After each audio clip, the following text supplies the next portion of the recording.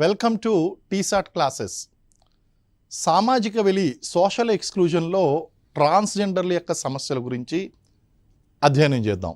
ఎందుకంటే సోషల్ ఎక్స్క్లూజన్లో గత ఎగ్జామ్స్లో కాంపిటేటివ్ ఎగ్జామ్స్లో కూడా చాలా ఫ్రీక్వెంట్గా అడిగినటువంటి క్వశ్చన్ ఏది అంటే ట్రాన్స్జెండర్ల గురించి. మనకి సమాజంలో ట్రాన్స్జెండర్లు అనేటువంటి వాళ్ళు సామాజిక వెలికి గురవుతున్నారు. జెండర్లు ఎన్ని అని మనం అడిగామంటే 2 అని చెప్తాం. అంటే థర్డ్ జెండర్ గురించి మనం ఆల్మోస్ట్ ఆల్ మర్చిపోయాం. అలాగే మీరు ఏదైనా అప్లికేషన్ ఫామ్ దగ్గరికి పెట్టుకోవడానికి వెళ్ళినప్పుడు అక్కడ జెండర్ అనేటువంటి క్వశ్చన్ అడిగి మేల్/ఫీమేల్ అనేటువంటి 2 కాలమ్సే కనిపిస్తాయి. థర్డ్ జెండర్ అనేటువంటిది కనిపించదు. ఈ మధ్య కాలంలో దాన్ని యాడ్ చేయడం మొదలుపెట్టారు. అంటే వాళ్ళు socially they have been excluded. అవకాశాల విషయంలో కానీ హక్కుల విషయంలో కానీ వాళ్ళు వెరికి గురవుతున్నారు, బహిష్కరించబడుతున్నారు. కాబట్టి అసలు ట్రాన్స్జెండర్లు అంటే ఎవరు, ట్రాన్స్జెండర్లు ఎదుర్కొంటున్నటువంటి సమస్యలు ఎటువంటిది, ఈ సమస్యలను అధిగమించడం కోసం ప్రభుత్వం తీసుకుంటున్నటువంటి చర్యలేంటి, వీటి గురించి అధ్యయనం చేద్దాం.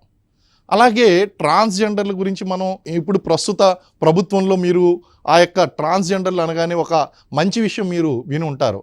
ఏంటి అంటే ట్రాఫిక్ కోడల్లో ఒకప్పుడు ఎక్కడైతే వాళ్ళు న్యూసెన్స్ వాల్యూ కింద వాళ్ళు పరిగణించబడ్డారో అదే ట్రాఫిక్ జంక్షన్స్లో వీళ్ళు ట్రాఫిక్ ఏజెంట్లుగా వాళ్ళు నియోగించబడ్డారు. అంటే జనాభాను మానవ వనరులుగా వినియోగించుకోవడం అనేటువంటి అద్భుతమైనటువంటి విషయం ఇక్కడ చూడండి.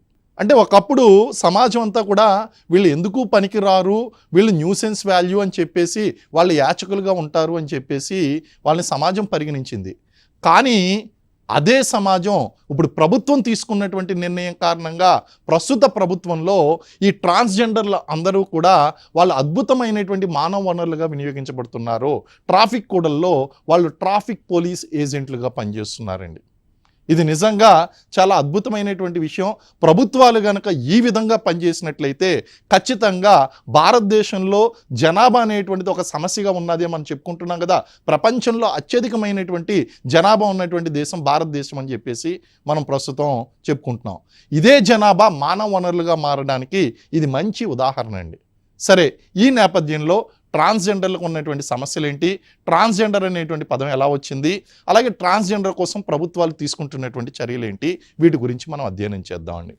అసలు వీళ్ళని ఏమంటారంటే లింగ మార్పిడి. ట్రాన్స్జెండర్ అనేటువంటి పదానికి అర్థం ఏంటి అంటే లింగ మార్పిడి వ్యక్తి లేదా విషమలింగీయులు, థర్డ్ జెండర్స్ అని చెప్పేసి అంటామండి. అసలు ట్రాన్స్జెండర్ అనేటువంటి పదం అసలు ఎలా కనిపెట్టబడింది అనేటువంటి చూస్తే 1965 సంవత్సరంలో జాన్ ఎఫ్ ఒలివన్ అనేటువంటి మానసిక శాస్త్రవేత్త, సైకాలజిస్ట్ అండి. సో ఈయన 1965లో జాన్ ఎఫ్ ఒలివన్ అనేటువంటి మానసిక శాస్త్రవేత్త ఈ ట్రాన్స్జెండర్ అనేటువంటి పదాన్ని సృష్టించడం జరిగింది. అంటే దీన్ని మనం హిందీలో ఒక పదం ఉపయోగిస్తామండి. హిందీలో అంటాం హిజడా అని చెప్పేసి హిందీలో మనం ఉపయోగిస్తాం. హిజ్రా అనేటువంటి ఈ యొక్క హిందీ పదం హిజర్ అనేటువంటి ఒక అరబిక్ పదం నుంచి వచ్చింది. హిజ్రా అనేటువంటి ఈ పదము హిజర్ అనేటువంటి ఒక అరబిక్ పదం నుంచి వచ్చిందండి. హిజర్ అంటే అర్థం ఏంటి? హిజర్ అనేటువంటి అరబిక్ పదానికి అర్థమో జట్టు నుంచి విడిపడినటువంటి వ్యక్తి, జట్టు నుంచి వేరు చేయబడినటువంటి వ్యక్తి. ఈరోజు సమాజానికి దూరంగా ఉన్నటువంటి వ్యక్తుల గురించి, సామాజిక వెలుగు గురించి మనం అధ్యయనం చేస్తున్నాం. ఈ పేర్లోనే ఉంది. హిజర్ అనేటువంటి పదానికి అర్థం ఏంటి అంటే తెగను వదిలిపెట్టినటువంటి వ్యక్తి, తెగ నుంచి దూరం చేయబడినటువంటి వ్యక్తి అని అర్థం వస్తుందండి. ట్రాన్స్జెండర్లకి ఎటువంటి సమస్యలు ఉన్నాయి ఈ సమాజంలో? ట్రాన్స్జెండర్లు సామాజికంగా, ఆర్థికంగా, సాంస్కృతికంగా, రాజకీయంగా అవకాశాలు కోల్పోతున్నారు, అనేక సమస్యలను ఎదుర్కొంటున్నారండి. వీళ్ళు ప్రధానంగా సోషల్ ఎక్స్క్లూజన్కి గురవుతున్నారు. సమాజం వీళ్ళని వెలివేసింది, సొంత కుటుంబమే వాళ్ళని బయటికి వదిలేసింది. ఎందుకంటే పుట్టినప్పుడు వీళ్ళ లింగం అనేటువంటిది నార్మల్గానే ఉంటుంది, వీళ్ళు జెండర్ అనేటువంటిది నార్మల్గానే వీళ్ళు చెప్పడం అనేటువంటి జరుగుతుంది. కానీ తర్వాత వాళ్ళు ఎదిగిన తర్వాత పుట్టినటువంటి జెండర్ ఏదైతే ఉందో ఆ లింగానికి వ్యతిరేకంగా స్త్రీగా పుట్టినట్లయితే వాళ్ళు మేల్ క్వాలిటీస్ ప్రదర్శిస్తూ ఉంటారు. లేదా పులింగం అంటే పురుషులుగా పుట్టినట్లయితే కనుక వాళ్ళు స్త్రీలుగా ప్రవర్తిస్తూ ఉంటారండి. అది కొంత ఏజ్ వచ్చిన తర్వాత అది తెలుస్తుంది. అప్పుడు సొంత కుటుంబమే వాళ్ళని వెలివేస్తుందండి. వాళ్ళతో ఎవరు మాట్లాడరు, సొంత కుటుంబం బయట పెట్టేస్తుంటుంది, సమాజం వెలివేస్తూ ఉంటుంది. కాబట్టి వీళ్ళు ఎదుర్కొంటున్నటువంటి ప్రధానమైనటువంటి సమస్య ఏంటి అంటే సామాజిక వెలి. అలాగే కుటుంబ తిరస్కరణకు గురవుతూ ఉంటారు.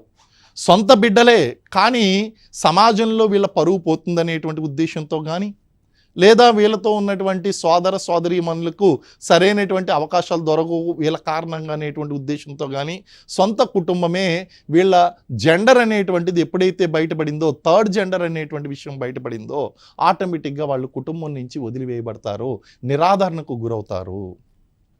అండ్ సామాజిక వేధింపులు అంటే ఇవన్నీ సరిపోనట్టు వీళ్ళ సమాజం అనేటువంటిది, చిన్నపిల్లలు మీరు చూస్తూ ఉండండి, ఎవరైనా థర్డ్ జెండర్ వెళ్తుంటే చిన్న వయసులో ఉన్నటువంటి పిల్లలు కూడా వాళ్ళని గేలి చేస్తూ ఉంటారు, ఆట పట్టిస్తూ ఉంటారు. అంటే సమాజం నుంచి చిన్న పిల్లల దగ్గర నుంచి పెద్దవారి వరకు వాళ్ళు వేధింపులుగా అనేటువంటి గురవుతూ ఉంటారు. వాళ్ళని చూసుకునేటువంటి వాళ్ళు ఎవరు ఉండరు, కుటుంబం యొక్క సపోర్ట్ ఉండదు, సమాజం యొక్క సపోర్ట్ ఉండదు. సమాజంలో ఎక్కడికి వెళ్ళినా సరే వాళ్ళు భౌతికంగానో మానసికంగానో లైంగికంగానో వేధించబడుతూ ఉంటారు. సో సామాజిక వేధింపులు అనేటువంటివి చాలా ఎక్కువగా ఉంటాయండి. అలాగే ఉద్యోగ అవకాశాల్లో కూడా నిరాదరణకు గురవుతూ ఉంటారు, వాళ్ళకి అవకాశాలు దొరకవు. ఇప్పుడు స్కూల్ ఉన్నదనుకోండి, స్కూల్లో ఎవ్వరూ కూడా వాళ్ళని జాయిన్ చేసుకోవడానికి ఇష్టపడరు. ఉద్యోగాలు అంత దాకా ఎందుకు, మీకు ఏదో బిజినెస్ ఉన్నది, మీకు ఏదైనా ఆఫీస్ ఉంది, మీరు థర్డ్ జెండర్ని ఉద్యోగంలో నియమించుకునేటువంటి సాహసం మీరు చేస్తారా? చెయ్యరు. కారణం ఏంటి అంటే మీకు కొన్ని అపోహలు ఉన్నాయి. ఏంటి అపోహలు? వీళ్ళు న్యూసెన్స్ వాల్యూగా ఉంటారని, లేకపోతే వాళ్ళని అపాయింట్ చేసుకోవడం వల్ల సంస్థ యొక్క పేరు తగ్గుతుంది, ఇలాంటి అపోహలు చాలా ఉన్నాయి. అన్నీ అపోహలు మాత్రమే. కాబట్టి వాళ్ళకి ఎక్కడా కూడా విద్యా అవకాశాలు అనేటువంటి సరిగ్గా ఇవ్వబడడం లేదు, ఉద్యోగ అవకాశాలు అనేటువంటి ఇవ్వబడడం లేదు. కానీ ఇప్పుడు ప్రస్తుతం తెలంగాణ ప్రభుత్వం తీసుకున్నటువంటి ఈ చర్య ఏదైతే ఉందో, వాళ్ళని ట్రాఫిక్ కోడల్లో ఏజెంట్లుగా నియమించడం అనేటువంటిది ఇటు సమాజంలో ఒక మంచి మెసేజ్ అనేటువంటిది పంపడం జరిగింది, వాళ్ళకి భృతిని కల్పించడం జరిగింది. చాలా మంచి అద్భుతమైనటువంటి నిర్ణయం అండి. సో అలాగా విద్యా ఉద్యోగ అవకాశాల్లో వాళ్ళు నిరాదరణకు గురవుతున్నారు. అలాగే అక్రమ రవాణా, హ్యూమన్ ట్రాఫికింగ్లో వీళ్ళు ఉంటున్నారండి. వీళ్ళంతా కూడా అక్రమ రవాణాకు గురవుతున్నారు, భౌతికంగా హింసించబడుతున్నారు, లైంగిక హింసకు గురవుతున్నారు, వ్యభిచార వృత్తిలోకి ప్రవేశపెట్టబడుతున్నారు. వీళ్ళకి ఎటువంటి ఉద్యోగ అవకాశాలు ఇవ్వరు, ఎలాంటి విద్యా అవకాశాలు ఇవ్వరు. వాళ్ళు కేవలం యాచించడం ద్వారా, లేకపోతే ఈ హ్యూమన్ ట్రాఫికింగ్ అక్రమ రవాణా కార్యకలాపాల్లో పాల్గొనడం ద్వారా వీళ్ళు సంపాదించుకోవాల్సి వస్తుంది. కాబట్టి వీళ్ళు అక్రమ రవాణాలో భౌతిక హింసకు గురవుతున్నారు, వ్యభిచార వృత్తిలోకి ప్రవేశపెట్టబడుతున్నారండి. వీళ్ళు ఎదుర్కొంటున్నటువంటి సమస్యలు. అలాగే ఒక రకంగా చెప్పాలంటే ప్రతి వ్యక్తికి కూడా ఈ సమాజంలో కొన్ని మానవ హక్కులు అనేటువంటివి ఉన్నాయి. వాళ్ళు గౌరవప్రదంగా వాళ్ళు ఈ సమాజంలో బతికేటువంటి హక్కు ప్రతి వ్యక్తికి కూడా ఉన్నది. కానీ ఈ థర్డ్ జెండర్గా పుట్టడం వలన ఇది కేవలం వాళ్ళ యొక్క హార్మోనల్ ప్రాబ్లం అండి, వాళ్ళ యొక్క జైవికంగా వచ్చినటువంటి సమస్య.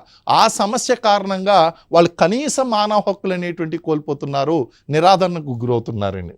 అలాగే సామాజిక గుర్తింపు అనేటువంటిది కూడా లేదు.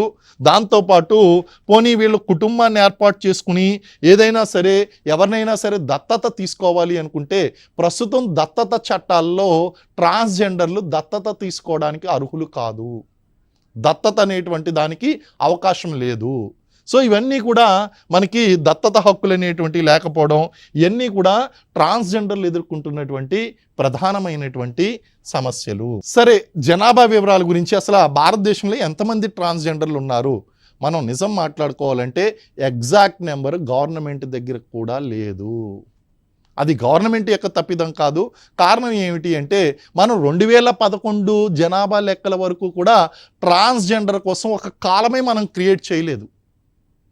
అంటే ట్రాన్స్జెండర్ యొక్క జనాభా లెక్కలు మనం ఎప్పుడు కూడా తీసుకోలేదండి. 2011 ముందుకు ఎప్పుడు జరగలేదు, 2001 సెన్సస్లో కూడా ఇది జరగలేదు. కానీ మొట్టమొదటిసారిగా 2011 జనాభా లెక్కల్లో ట్రాన్స్జెండర్ అనేటువంటి కాలం ఏర్పాటు చేయడం ద్వారా కొంతవరకు మనకు లెక్కలు వచ్చినాయి. అయితే వాస్తవంలో ఇంతకంటే ఎక్కువ ఉన్నారు. కానీ కారణం ఏంటంటే కుటుంబాలు కూడా వాళ్ళు ఓపెన్గా వ్యక్తం చేయలేదు, వాళ్ళు కూడా ఆ సమాచారాన్ని ఇవ్వడం అనేటువంటి జరగలేదు. అందులో కూడా కొంచెం సమస్య వచ్చిందండి. అయితే ఏదేమైనప్పటికీ ఈ యొక్క ట్రాన్స్జెండర్ల యొక్క జనాభా వివరాలు అనేటువంటి సేకరించడం 2011 జనాభా లెక్కల నుంచి ప్రారంభించారు. సో 2011 జనాభా లెక్కల ప్రకారం భారతదేశంలో మొత్తం 4.88 లక్షల మంది ట్రాన్స్జెండర్లు కలరు. వాస్తవంలో అంతకంటే ఎక్కువే ఉంటారు. కారణం ఏంటంటే కుటుంబాలు ముందుకు వచ్చి వాళ్ళ యొక్క పూర్తి వివరాలు తెలియచేయలేదు సెన్సస్ వారికి. ట్రాన్స్జెండర్లు ఎక్కువగా ఉన్నటువంటి రాష్ట్రం ఏది అని అడగచ్చు. ట్రాన్స్జెండర్లు ఎక్కువగా ఉన్నటువంటి రాష్ట్రం ఏది? ఉత్తరప్రదేశ్ అండి. ఇక్కడ 1.37 lakhs ట్రాన్స్జెండర్స్ మనకు కనిపిస్తారు. సో 2011 జనాభా లెక్కల ప్రకారము ట్రాన్స్జెండర్ జనాభా ఎక్కువగా ఉన్నటువంటి రాష్ట్రం ఏది అంటే ఉత్తరప్రదేశ్. అలాగే ట్రాన్స్జెండర్లు తక్కువగా ఉన్నటువంటి రాష్ట్రము అని అడిగితే కేరళ పెట్టాలండి. ఎందుకంటే 1,008 మంది మాత్రమే ఉన్నారు. సో ట్రాన్స్జెండర్ జనాభా తక్కువ ఉన్నటువంటి రాష్ట్రము కేరళ, ట్రాన్స్జెండర్ జనాభా ఎక్కువగా ఉన్నటువంటి రాష్ట్రము ఉత్తరప్రదేశ్. ట్రాన్స్జెండర్లు ఎక్కువగా ఉన్నటువంటి మొదటి 5 రాష్ట్రాలు ఏంటి అంటే ఏ రాష్ట్రాల్లో ట్రాన్స్జెండర్లు మనకి ఎక్కువగా కనిపిస్తున్నారు? ఇందాక మనం చెప్పుకున్నాం కదా, ఉత్తరప్రదేశ్. రెండవది ఉమ్మడి ఆంధ్రప్రదేశ్. మీరు చూసే ఉంటారు, ఆంధ్ర తెలంగాణలో విపరీతంగా ట్రాన్స్జెండర్లు అనేటువంటి వాళ్ళు కనిపిస్తారు. ఓవరాల్గా 2వ స్థానంలో ఉందండి ఆంధ్రప్రదేశ్. నెక్స్ట్ 3 మహారాష్ట్ర, 4 బీహార్, 5 పశ్చిమ బెంగాల్. ఈ 5 రాష్ట్రాల్లో అత్యధికంగా మనకి ట్రాన్స్జెండర్ జనాభా అనేటువంటిది కనిపిస్తుంది. ఓకే అండి. మరి రీసెంట్గా మనం LGBTQIA హక్కులు అనేటువంటివి బాగా వినిపిస్తున్నాయండి. 2016 సివిల్ సర్వీసెస్ ఎగ్జామ్లో కూడా ఈ క్వశ్చన్ మొట్టమొదటిసారిగా అడగడం జరిగింది. ఆ తర్వాత చాలా కాంపిటేటివ్ ఎగ్జామ్స్లో వీటి గురించి అడగడం అనేటువంటి జరుగుతుందండి. లింగ సమానత్వ హక్కుల్లో స్త్రీ పురుషులు మాత్రమే కాదు, థర్డ్ జెండర్స్లో సేమ్ సెక్స్ మ్యారేజెస్ చేసుకునేటువంటి వాళ్ళు కూడా వాళ్ళ హక్కుల కోసం పోరాడడం అనేటువంటి జరుగుతుందండి. అసలు LGBTQIA+ అంటే ఏంటి అనేటువంటిది మనం చూస్తే, ఎల్ అంటే లెస్బియన్ అండి. L stands for lesbian. Lesbian అంటే ఏంటి అంటే ఇక్కడ ఇద్దరు మహిళల మధ్య లైంగిక ఆకర్షణలు కలుగుతాయి. ఇక్కడ స్త్రీ పురుషులు ఇద్దరూ కాకుండా భార్యాభర్తల స్థానంలోనూ లేదా లైంగిక సంబంధాల స్థానంలో స్త్రీ పురుషుల స్థానంలో ఇద్దరు స్త్రీలు ఉన్నట్లయితే దాన్ని లెస్బియన్ రిలేషన్ అంటారు. సో లెస్బియన్, ఇక్కడ ఇద్దరు కూడా స్త్రీలే ఉంటారు. బోత్ ఫీమేల్ అండ్ ఫీమేల్ ఇద్దరు కూడా ఉంటారు. గే రిలేషన్ అంటారు. గేస్ అంటే ఇక్కడ ఏం జరుగుతుందంటే స్త్రీ పురుషుల స్థానంలో ఇద్దరూ పురుషులే ఉంటారు. అంటే వీళ్ళకి ఆపోజిట్ సెక్స్ అని చూస్తే వాళ్ళకి లైంగిక ఆకర్షణ కలగదు. సేమ్ సెక్స్ అంటే ఈ ఇద్దరు పురుషుల మధ్య లైంగిక ఆకర్షణ కలుగుతాయి. దీన్ని గే రిలేషన్ అంటారు. మేల్ అండ్ మేల్, ఇది గే రిలేషన్. బైసెక్షువల్, వీళ్ళు ఇటు మేల్ పట్ల ఫీమేల్ పట్ల ఇద్దరి పట్ల లైంగిక ఆకర్షణ కలిగి ఉంటారు. సో దాన్ని బైసెక్షువల్గా చెప్తారండి. అలాగే ట్రాన్స్జెండర్లు అంటే ఎవరు అంటే మనకి పుట్టినటువంటి ఉన్నప్పుడు ఏదైతే వాళ్ళకి జెండర్ ఉన్నదో ఆ జెండర్కి భిన్నంగా ఉండేటువంటి వ్యక్తులు. అంటే పుట్టినప్పుడు మేల్గా పుట్టచ్చు, తర్వాత కాలంలో వాళ్ళు ఫెమినైన్ క్వాలిటీస్ అనేటువంటి ప్రదర్శించవచ్చు. ఆ రకమైనటువంటి ఫిజికల్ అండ్ సైకలాజికల్ క్వాలిటీస్ ఉండొచ్చు. అలాగే పుట్టినప్పుడు ఫీమేల్గా పుట్టచ్చు, తర్వాత మేల్ క్వాలిటీస్ అనేది ఫిజికల్గాను సైకలాజికల్గాను ఆ క్వాలిటీస్ ప్రదర్శించవచ్చు. వాళ్ళని ట్రాన్స్జెండర్లు అంటారు. వాళ్ళని ఏమంటారు? ట్రాన్స్జెండర్లు అంటారు. క్వీర్ అనేటువంటిది కూడా ఈ ట్రాన్స్జెండర్ కోవకే చెందుతుంది. ఇంటర్సెక్స్ అనేటువంటిది కూడా అదే కోవకు చెందుతుంది. ఎస్సెక్షువల్ అనేటువంటివి కూడా ఇవే కోవకు చెందుతాయి. కాబట్టి ఎల్ అంటే లెస్బియన్, జి అంటే గేస్, బి అంటే బైసెక్షువల్, టి అంటే ట్రాన్స్జెండర్స్, క్యూ అంటే క్వీర్, ఐ అంటే ఇంటర్సెక్స్, ఏ అంటే ఎస్సెక్షువల్ అనేటువంటివి. ఇవన్నీ కూడా సేమ్ జెండర్ మ్యారేజెస్ విషయంలో ఇటీవల కాలంలో వీళ్ళు మా హక్కులు కూడా కాపాడండి, మా హక్కులు ప్రాథమిక హక్కుల్లో భాగంగా గుర్తించండి, మానవ హక్కుల్లో భాగంగా గుర్తించండి అని చెప్పేసి ప్రపంచ దేశాల్లో, భారతదేశంతో సహా ప్రపంచ దేశాల్లో ఉన్నటువంటి వాళ్ళందరూ కూడా ఉద్యమాలు చేయడం అనేటువంటి జరుగుతుంది. కొన్ని దేశాలు ఆల్రెడీ గుర్తించడం కూడా జరిగింది. అయితే దీనికి సంబంధించినటువంటి ముఖ్యమైనటువంటి కోర్టు కేసులు అనేటువంటివి కూడా మనకి కాంపిటేటివ్ ఎగ్జామ్స్లో వచ్చేటువంటి అవకాశం ఉందండి. అన్నిటికంటే ముఖ్యమైనటువంటి కేసు ఈ ట్రాన్స్జెండర్లకు సంబంధించి సేమ్ సెక్స్ మ్యారేజెస్కి సంబంధించినటువంటి ఈ యొక్క కేసు చాలా ముఖ్యమైనటువంటి కేసు ఏది అంటే Navtej Singh Johar versus union of India case అండి. ఇది చాలా ఇంపార్టెంట్ కేసు. ఈ కేసులో మనకి స్వలింగ సంపర్కం ఏదైతే ఉందో దాన్ని నేరంగా పరిగణించడం అనేటువంటిది జరగలేదు. హిస్టారికల్ కేసు 2018లో జడ్జిమెంట్ వచ్చింది. ఈ Navtej Singh Johar versus union of India కేసులో ఈ స్వలింగ సంపర్కం సేమ్ జెండర్ సెక్స్ ఏదైతే ఉందో దాన్ని నేరంగా పరిగణించడం జరగలేదు. ఫస్ట్ టైం ఈ విషయం గురించి ఓపెన్గా కోర్టు చెప్పడం అనేటువంటిది జరిగింది. అలాగే national legal services authority versus union of India కేసులో 2014లో ఇది ఏమన్నారంటే, ఈ కేసులో లింగ మార్పిడి వ్యక్తులు తమ లింగాన్ని నిర్ణయించుకునేటువంటి హక్కు కోర్టు సమర్థించింది. ఇప్పుడు ట్రాన్స్జెండర్లు ఉన్నారు. ఈ ట్రాన్స్జెండర్లు అనేటువంటి వాళ్ళు వాళ్ళ లింగాన్ని నిర్ణయించుకోవచ్చు. Either they can declare themselves as, because they are having both the qualities, so they can declare themselves as a male or female. తమ లింగాన్ని తామే నిర్ణయించుకునేటువంటి హక్కు ఉంది అని చెప్పి మనకి national legal services authority versus union of India కేసులో దీని గురించి చెప్పడం జరిగిందండి. అదేవిధంగా మేల్, ఫీమేల్ మరియు ట్రాన్స్జెండర్ వంటి లింగ గుర్తింపులకు చట్టపరమైనటువంటి గుర్తింపు ఉంది. చట్టపరమైనటువంటి గుర్తింపు ఇవ్వాలి అని చెప్పేసి ఈ కేసులో చెప్పడం జరిగింది. కేంద్ర రాష్ట్ర ప్రభుత్వాలకి ఆదేశాలు జారీ చేయడం జరిగిందనమాట అండి. ఆ విధమైనటువంటి ఆదేశాలు జారీ చేయాలి. ఈ విధమైనటువంటి మేలు, ఫీమేలు మరియు ట్రాన్స్జెండరు దీనికి అంటే మీకు ఇందాక చెప్పాను, అప్లికేషన్ ఫామ్లో మేలు, ఫీమేలు మాత్రమే ఉండేది. ఈ యొక్క ఎప్పుడైతే తీర్పు వచ్చిందో అప్లికేషన్ ఫామ్లో థర్డ్ జెండర్ను కూడా చట్టపరంగా గుర్తించడం అనేటువంటిది చేస్తున్నారు. అలాగే Shaktivahini versus union of India case 2010లో పడిందండి. Shaktivahini versus union of India case ఇది తీర్పు 2018లో తీర్పు వచ్చింది. సో ఇందులో జీవిత భాగస్వామిని ఎంచుకునే హక్కును ప్రాథమిక హక్కుగా గుర్తించడం జరిగింది. అంటే ఇక్కడ అర్థం ఏంటి అంటే, దీని అర్థం a male can decide and another male as a life partner. ఒక మగవాళ్ళు వేరే మగవాడిని లైఫ్ పార్ట్నర్గా ఎంచుకోవచ్చు. అలాగే a female can choose another female as a life partner. ఖచ్చితంగా ఆపోజిట్ జెండర్ని ఎంచుకోవాలి అనేటువంటి రూల్ లేదు అని ఈ కేసులో చెప్పడం జరిగింది. Shakti Vahini versus union of India case అండి. అలాగే స్వలింగ వివాహాలు ఏదైతే ఉన్నాయో, దీన్నే మనం జనరల్గా వాడేటువంటి వర్డ్ ఏంటంటే హోమోసెక్షువల్స్ అని చెప్పేసి మనం పిలుస్తూ ఉంటాం. అదేమి ఇండీసెంట్ వర్డ్ అయితే కాదు. అది ఒకే జెండర్ మధ్య జరిగేటువంటి సంపర్కాన్ని మనం హోమోసెక్షువల్గా మనం చెప్పడం జరిగింది. సో ఈ స్వలింగ వివాహాలు ఏదైతే ఉన్నాయో ఈ స్వలింగ వివాహాలను చట్టబద్ధం చేసినటువంటి మొట్టమొదటి దేశం ఏది అంటే ఐర్లాండ్ దేశము. ఆ తర్వాత ప్రపంచంలో అనేక దేశాలు ఐర్లాండ్ దేశాన్ని ఆదర్శంగా తీసుకుని వీళ్ళు ఈ యొక్క స్వలింగ వివాహాలు ఏదైతే ఉన్నాయో వాటిని చట్టబద్ధం చేయాలి అని చెప్పేసి కోరుకోవడం జరుగుతుంది. అందులో భాగంగా భారత సుప్రీంకోర్టు కూడా తీర్పు ఇవ్వడం జరిగిందండి. అయితే 1955 హిందూ వివాహ చట్టం ఏం జరుగుతుందంటే, మ్యారేజ్ అన్న దానికి నిర్వచనం ఏం చేస్తుందంటే, marriage is being performed between A male and female అని కేటగిరీకి వెళ్ళి చెప్పడం జరిగింది. ఇప్పుడు ఎప్పుడైతే 2018లో మనకి నవతేజ్ సింగ్ జోహార్ కేసు తీర్పు వచ్చిందో ఆటోమేటిక్గా ఇప్పుడు దీన్ని కూడా మనం మార్చుకోవాల్సినటువంటి అవసరం ఉంది. ఇప్పుడు మ్యారేజ్ డెఫినేషన్ కూడా మార్చాలి. అక్కడ జెండర్ అనేటువంటిది రిమూవ్ చేసి చెప్పాల్సి ఉంటుంది. సో ఆ విధమైనటువంటి మార్పులు చేయాలి అని చెప్పి కేంద్ర ప్రభుత్వానికి పార్లమెంట్కి ఒక చట్టం తీసుకురండి అని చెప్పేసి కోర్టు చెప్పడం జరిగింది. మరి వీళ్ళ యొక్క సంక్షేమ చర్యలు ఏ విధంగా చేపడుతున్నారు? ఎందుకంటే సమాజంలో రాజకీయ హక్కులు కోల్పోతున్నారు, ఆర్థిక హక్కులు కోల్పోతున్నారు, అలాగే సాంస్కృతిక హక్కులు కోల్పోతున్నారు. ఇన్ని హక్కులు కోల్పోతున్నారు కాబట్టి వీళ్ళ యొక్క సంక్షేమం కోసం ఇటు కేంద్ర రాష్ట్ర ప్రభుత్వాలు ఎలాంటి సంక్షేమ చర్యలు చేపడుతున్నారు? ముఖ్యంగా రాష్ట్ర ప్రభుత్వం చేపట్టినటువంటి సంక్షేమ చర్య ఏంటి అంటే, ఇక్కడ ట్రాన్స్జెండర్లుగా పిలువబడేటువంటి వీళ్ళని ట్రాఫిక్ కూడల్లో ట్రాఫిక్ ఏజెంట్లుగా నియమించడం నిజంగా అద్భుతమైనటువంటి విషయము.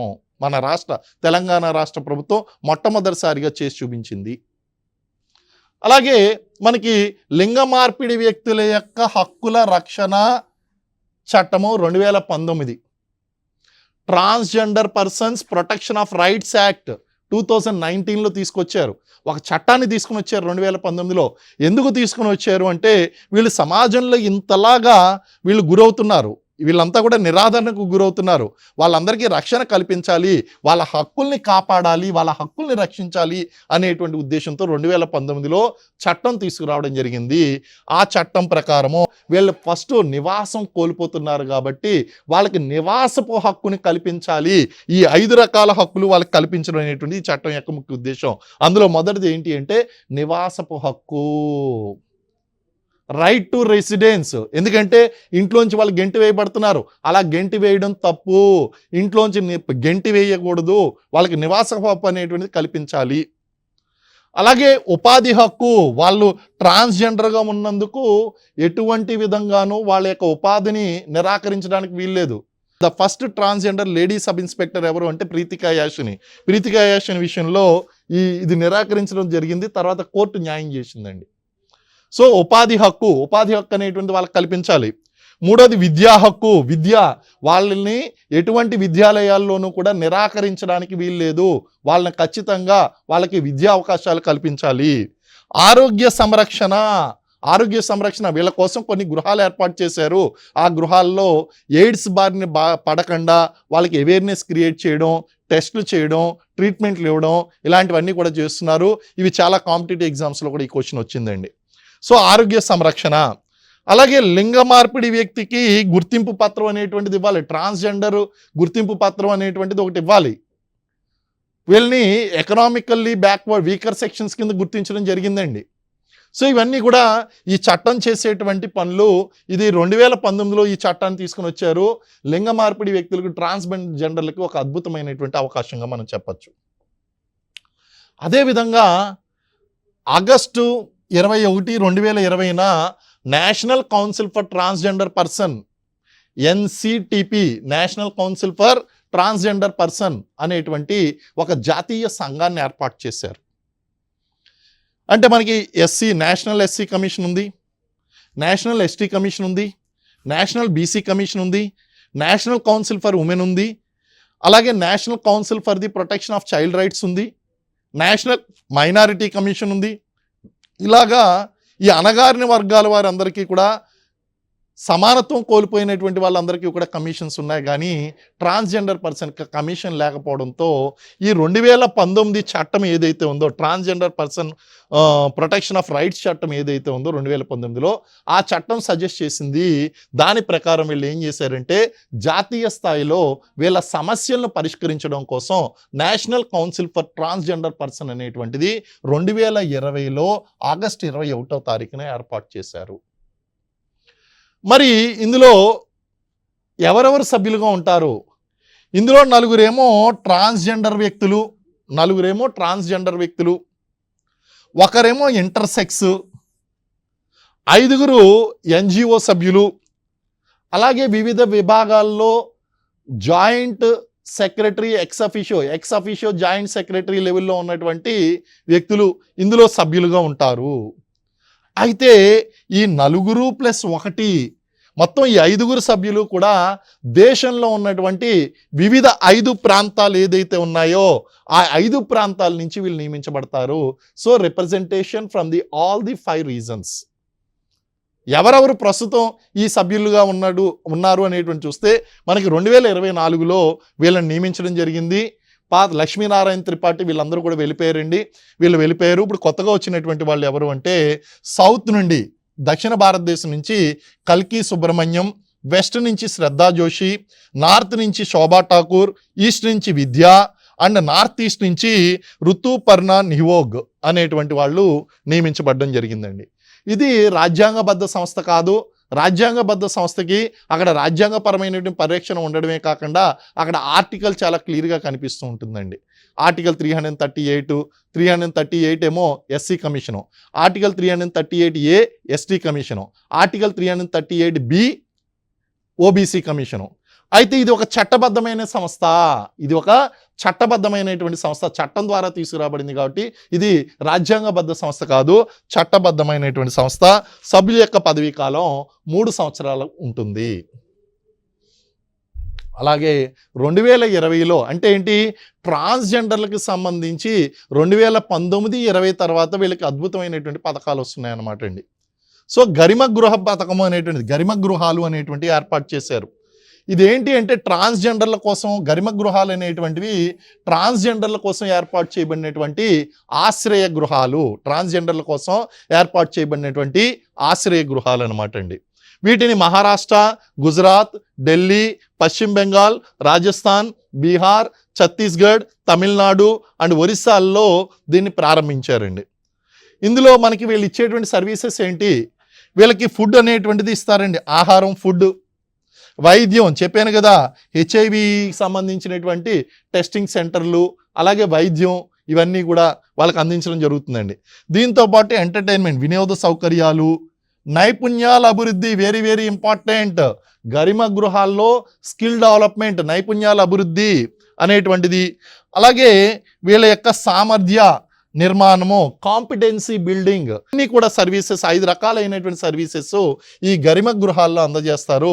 గరిమ గృహాలు అనేటువంటివి ఈ పథకము, కేంద్ర ప్రభుత్వ పథకము 2020 సంవత్సరం నుంచి ప్రారంభించబడ్డాయి. అలాగే పిఎం దక్ష్ పథకము, పిఎం దక్ష్ యోజన 2020 అండి ఇది కూడా. అసలు పిఎం దక్ష్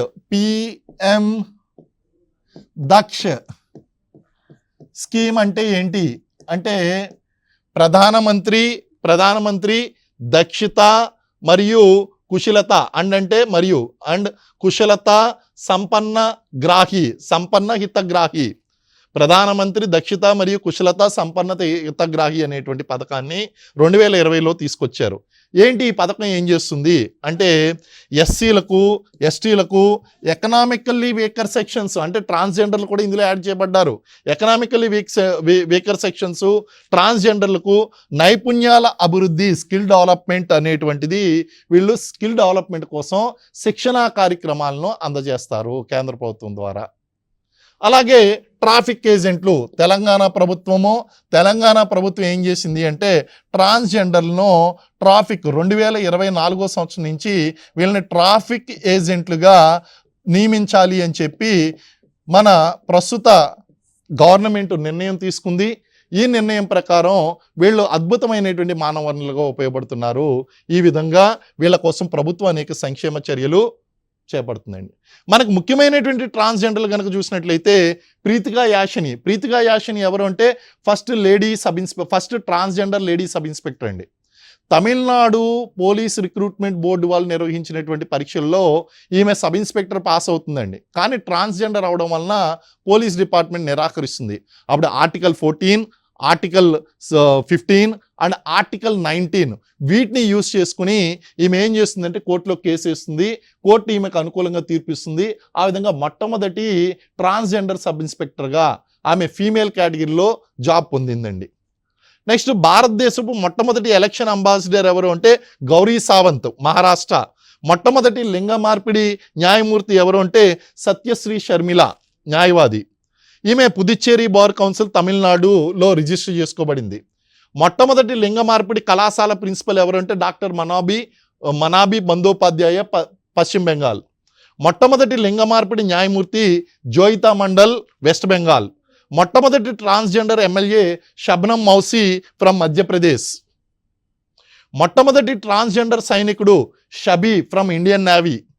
మొట్టమొదటి transgender TV anchor Padmini Prakash from Coimbatore, Tamil Nadu.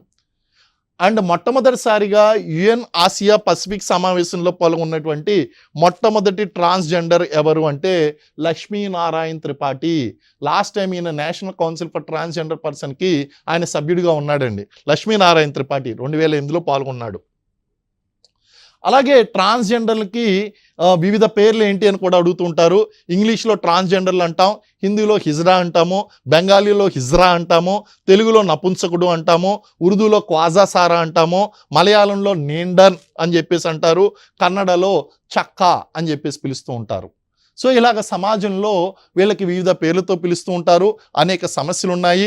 కానీ ప్రభుత్వము ముఖ్యంగా ఈ రీసెంట్గా వచ్చినటువంటి కోర్టు తీర్పుల కారణంగానో, అలాగే 2019లో తీసుకొచ్చినటువంటి చట్టం కారణంగానో అనేక అద్భుతమైనటువంటి చర్యలు చేపడుతుంది. దాని ద్వారా వీళ్ళు ఎదుర్కొంటున్నటువంటి ఆ యొక్క సామాజిక విలువ ఏదైతే ఉందో దాని నుంచి కాపాడబడి వాళ్ళు సమాజంలో గౌరవప్రదమైనటువంటి జీవితాన్ని గడపడానికి అవకాశం కలుగుతుంది. సో మరిన్ని ఇంట్రెస్టింగ్ టాపిక్తో మళ్ళీ నెక్స్ట్ ఎపిసోడ్లో మనం కలుసుకుందాం. Thank you very much.